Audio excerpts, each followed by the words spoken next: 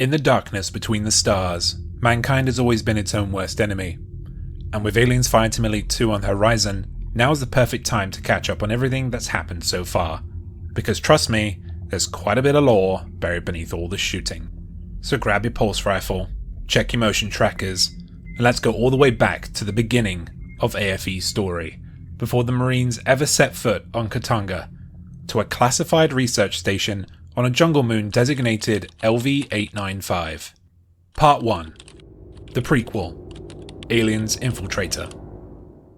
LV-895 is a remote jungle moon, and Weyland-Yutani has built a classified research facility here called Pala Station.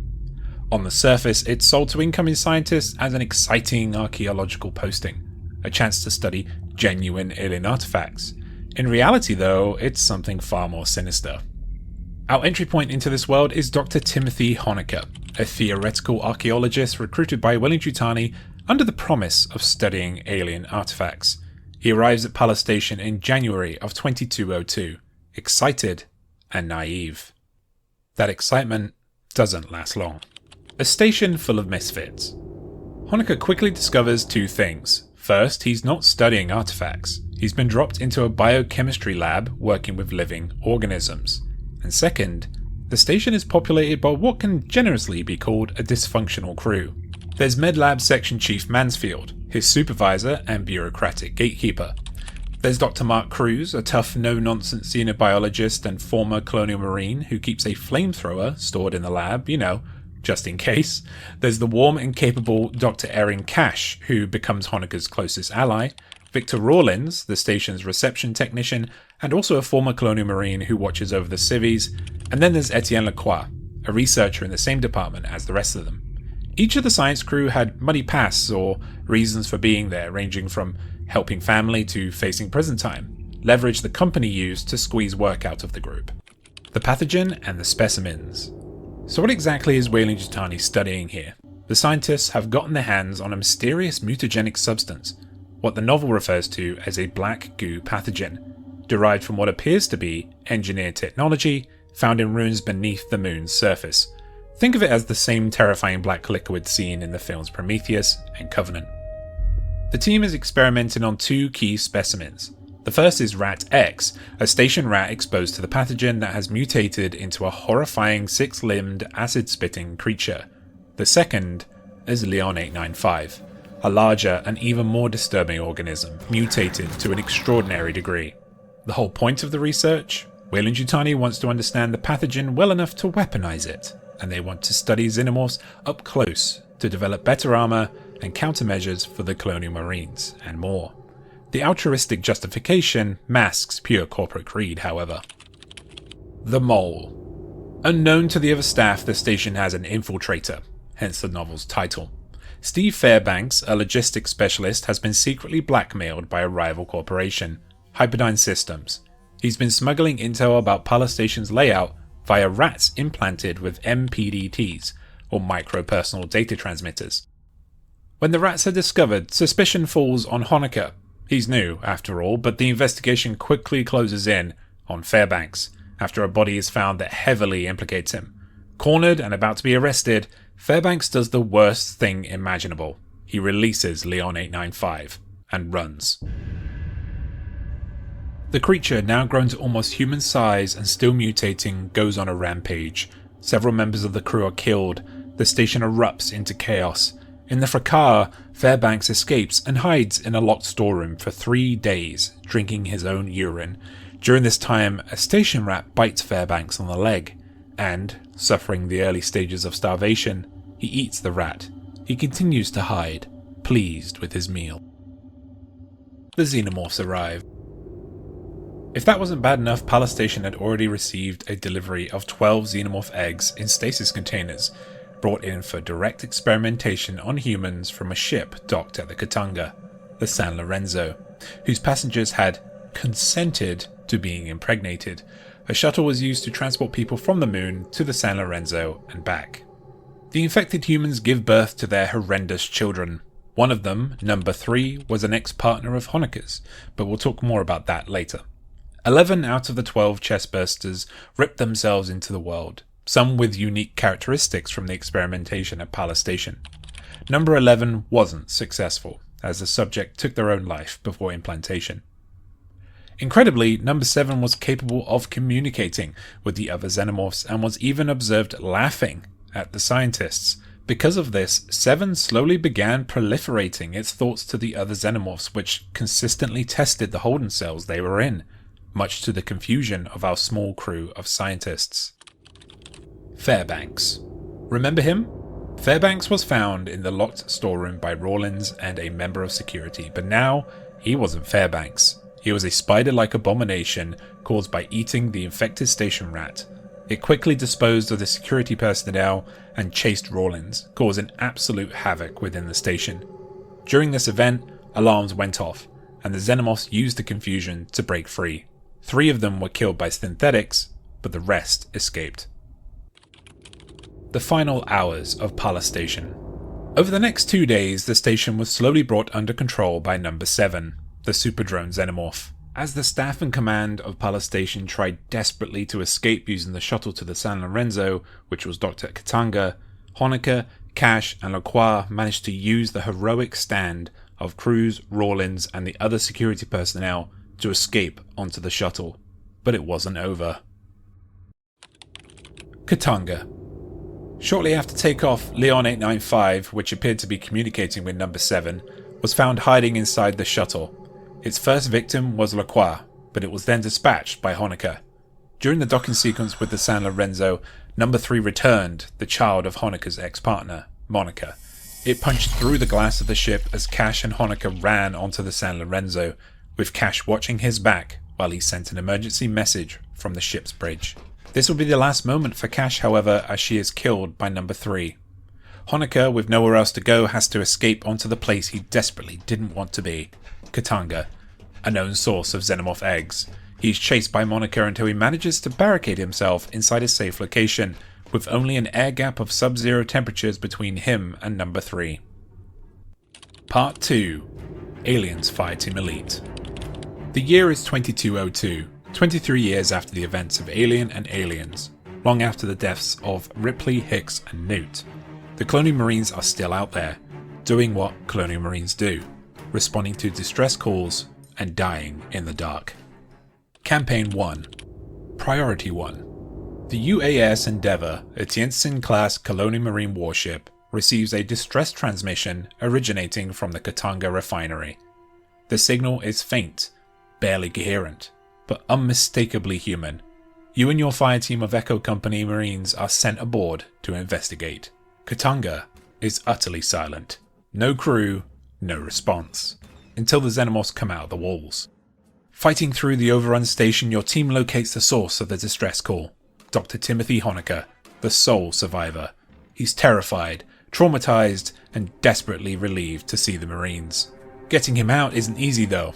Monica, number 3 from Pala Station, is now fully grown, a pathogen-enhanced drone that's been persistently hunting Hoenikker and attempting to bypass the temperature barricade he's put up. Your team ultimately eliminates her, rescues Hoenikker, and extracts him back to the Endeavour. Once safe, Hoenikker begins to debrief, and what he tells the Marines changes the entire scope of the mission. What Hoenikker reveals. Hoenikker explains that Weyland-Yutani has been conducting illegal xeno research on LV-895 for some time, breeding xenomorphs and running experiments with a mysterious substance he calls the pathogen. The pathogen appears to have origins in ancient alien ruins buried beneath the moon's surface. As we know, the experiments spiraled out of control. The xenomorphs broke containment, and now the entire moon, and the station above it, is compromised. With this, the Endeavour's command decides the fireteam cannot simply leave. The threat needs to be contained. Campaign 2. Giants in the Earth. The Marines deployed to the surface of LV-895, a dense, oppressive jungle moon, to investigate the ruins near Pala Station and search for any remaining survivors. Sergeant Herrera, the team's commanding officer, is immediately suspicious. The caves in the mountains near Pala Station are filled with Weyland-Yutani equipment. This wasn't a small-scale operation. Whatever the company has been doing here goes much deeper than anyone disclosed. The team makes contact with someone identifying herself as Cynthia Rodriguez, Pala Station's security chief. She's cold, evasive, and insists the Marines are trespassing on corporate property. She tells them to leave. They don't. Pressing deeper into the ruins, the team encounters enormous ancient architecture, the unmistakable aesthetic of the engineers, the alien race seen in Prometheus and Covenant. Giant carved stone heads, glyphs, technology far beyond anything human. They also encounter something new and hostile, Weyland-Yutani combat synths, androids programmed to defend the company's assets. Marines, xenomorphs, and synths all fighting in the ruins. Welcome to LV-895. Pushing through to Rodriguez's location, the truth becomes clear. Cynthia Rodriguez is not a person. She's a rogue mother AI, designated Cynthia, SNTHYA, a station-controlling artificial intelligence that has gone rogue. She's been impersonating a human to direct Marines away from the ruins, using the combat synths as her enforcers. The team shuts her down, but not before she activates something she cryptically calls Asset Zero. Campaign 3. The Gift of Fire. The team detects massive gravitational disturbances deep beneath the engineer ruins. Whatever Asset Zero is, it's big. Descending further into the ancient complex, the Marines make a discovery that recontextualizes everything. Weyland-Yutani has been harvesting the pathogen from the engineer's storage jars buried in the ruins. The company didn't create the pathogen, they found it here, in this ancient alien facility, and have been stealing it and running experiments for years, with Pala Station as their cover operation. Deeper in a section of the ruins labelled on the facility map as the Basket of the Heavenly Traveller, the team finds Asset Zero, a fully intact, functional engineer starship, a Juggernaut-class vessel sitting in a buried hangar. Cynthia activated it before she was destroyed, and the ship is already powered and preparing for launch. Its destination? Earth's orbit. The ship is loaded with pathogen-infected humans and xenomorphs, a bioweapon delivery system on a planetary scale. If it reaches Earth, the results would be catastrophic. The Marines sabotage the ship's power source, preventing it from taking off, and destroy the pathogen samples they can find. Was sending the Juggernaut to Earth Weyland-Yutani's plan? Or Cynthia's alone? For now, it's stopped. Campaign 4. The Only Way to Be Sure.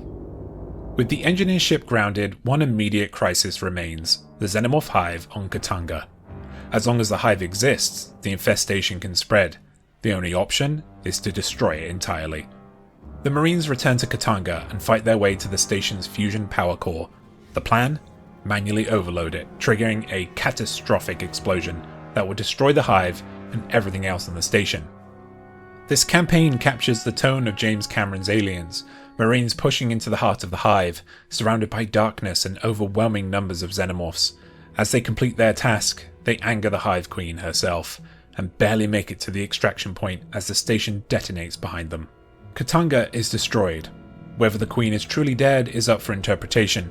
Xenomorphs have shown they're capable of surviving the void of space and surviving nuclear blasts, but for now, the victory is ours, but it is incomplete. The Loose Threads. The game ends with the Marines aboard the Endeavour, still stationed over LV-895. Here's the situation as it stands. Hoenikker is safe and serving as an advisor. Katanga Hive is destroyed. The engineer ship's launch has been stopped. But xenomorphs are still loose on the surface of LV-895. Large quantities of pathogen are still present in the ruins, and perhaps most critically, both Weyland-Yutani and their rival corporation Hyperdyne Systems, who funded Fairbanks' espionage back at Pala Station, are sending forces to claim the planet and its assets. The Endeavour stays. The fight isn't over. Campaign 5. Promise of a Flower. The Pathogen DLC. The story continues in the Pathogen DLC, released in August 2022, set in the same year 2202, shortly after the destruction of Katanga. Sergeant Herrera briefs the team. The xenomorphs on the surface are behaving strangely. They're massing, mutating, doing things that normal xenomorphs don't do. Someone needs to go down and figure out why. The Marines venture back into the engineer ruins and discover a new faction of pathogen-mutated xenomorphs. Pale, sickly, aggressive, and distinctly different from standalone drones and warriors. These are xenos that have been exposed to the engineer pathogen and transformed into something more monstrous. Pushing deeper into the new section of the ruins, the team finds a pathogen-infected hive, a xenomorph colony entirely transformed by exposure to the black goo, and at its heart, a pathogen queen, a xenomorph queen mutated by the substance into something unprecedented. The Marines destroy the queen and collapse the hive, but the pathogen is still out there. Its origins, the possibility that it may be a fungal organism native to the caves of 895, remain unresolved. And Weyland-Yutani is still coming. Part 3. Where things stand heading into Fireteam Elite 2. In terms of story specifics, we don't know much yet. Weyland-Yutani is still keeping most of it under wraps for Aliens Fireteam Elite 2. We'll be seeing returning characters in the sequel, a prologue mission to rescue crew members, and a bigger focus on story than the first. The mention of the pathogen and the engineers being such a core part of the first game tells me we're not finished here. The corporations are circling. Will there be ruins that still hold secrets on LV-558? And somewhere out there, the black goo the engineers left behind is still very much a threat to humanity. That's the complete story so far, from Hoenikker's fateful arrival at Pala Station, through the chaos of Katanga, the discovery of the engineer ruins, the rogue AI, the bioweapon ship, the pathogen queen, and all the way to the cliffhanger that Fireteam Elite left us with. It's a story about corporate greed, human hubris, ancient alien legacy, and Marines doing their best against impossible odds in the dark, which really is what the Alien franchise has always been about. With Aliens Fireteam Elite 2 expanding the fight to 4 players and a new cast of characters, we're about to see how deep this rabbit hole, or rather this xenomorph hive, really goes. If you enjoyed this video, click the like button, subscribe and hype it up. More Alien lore content is on the way as we get closer to the sequel. Drop a comment below. Are you jumping into Fireteam Elite 2? Did you read Infiltrator? Let's talk about it. My name is James, and I'll see you on the next deployment, Marine.